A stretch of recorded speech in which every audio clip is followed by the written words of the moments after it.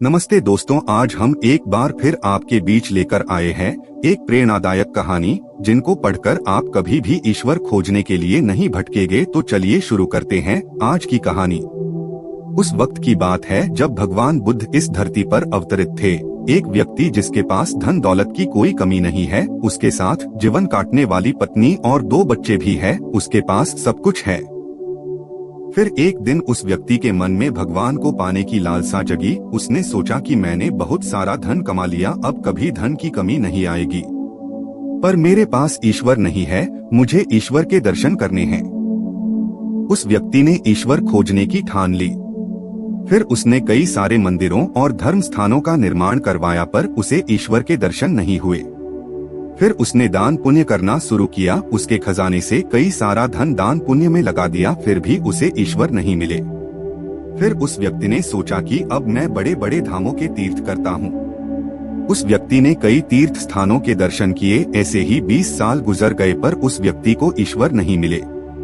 भगवान को पाने की कोशिश करते करते वो इंसान थक गया और आखिरकार वो एक दिन महात्मा बुद्ध के पास गया और कहने लगा कि महात्मा, मैं 20 साल से ईश्वर को खोज रहा हूँ, पर मुझे ईश्वर कहीं भी नहीं मिले। क्या आप मुझे ईश्वर पाने का कोई मार्ग दिखा सकते हैं? उस व्यक्ति की बातें सुनकर महात्मा बुद्ध उससे पूछने लगे कि सुनो बालक, ईश्वर खोजना कोई बड़ी बात नहीं है, वह तो बड़ी आसानी से मिल जाते हैं। अच्छा, तुम ये बताओ कि ईश्वर को खोजने के लिए तुमने क्या किया और कहाँ कहाँ खोजा? वह व्यक्ति बुद्ध को पूरी बात बताता है कि मैंने कई सारे मंदिरों और धर्म स्थानों का निर्माण किया, दान पुण्य किया और कई सारे तीर्थ स्थानों के दर्शन किए, फिर भी मुझे ईश्वर नहीं मिले।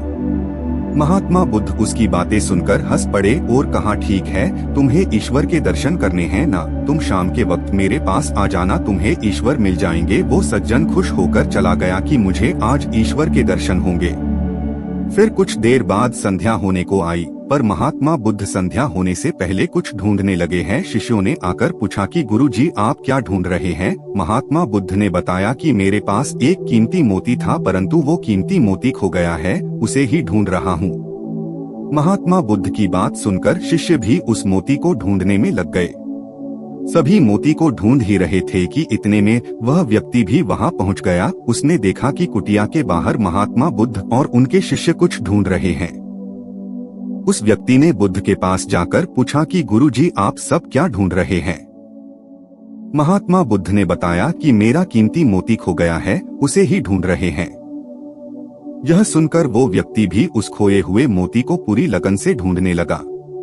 ढूंढते ढूंढते रात होने को आई, पर मोती नहीं मिला। वह व्यक्ति परेशान हो गया। फिर महात्मा बुद्ध से पूछा कि गुरुजी, आपने आखिरी बार मोती को कहाँ देखा था? ठीक से याद कीजिए। महात्मा बुद्ध सोचकर बताते हैं कि मैंने आखिरी बार मोती को कुटिया के अंदर देखा था। यह सुनकर वह व्यक्ति थोड़ा गुस्से हो गया और बुद्ध से कहने लगा, लगता है आप में थोड़ी सी भी अक्ल नहीं है। अगर मोती आपकी कुटिया के अंदर गुम हुआ है तो कुटिया के अंदर ही मिलेगा ना, बाहर थोड़ी मिलेगा। आप सब व्यर्थ में बाहर इधर उधर ढूंढ रहे हैं और मुझे भी अपने साथ ढूंढा रहे हैं। आप अपना तो समय व्यर्थ कर रहे हैं, पर दूसरों का भी समय व्यर्थ कर रहे हैं। फिर महात्मा बुद्ध उस व्यक्ति के सामने देखकर मुस्कुराने लगे। यह देखकर वह व्यक्ति बोला कि महात्मा, आप हंस रहे हैं, मुझे कुछ समझ में नहीं आया।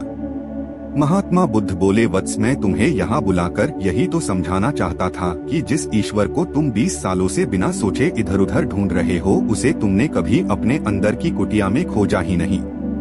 ईश्वर कभी खोजने से नहीं मिलते, उसके लिए तन मन पवित्र होना चाहिए, तभी ईश्वर के दर्शन होते हैं।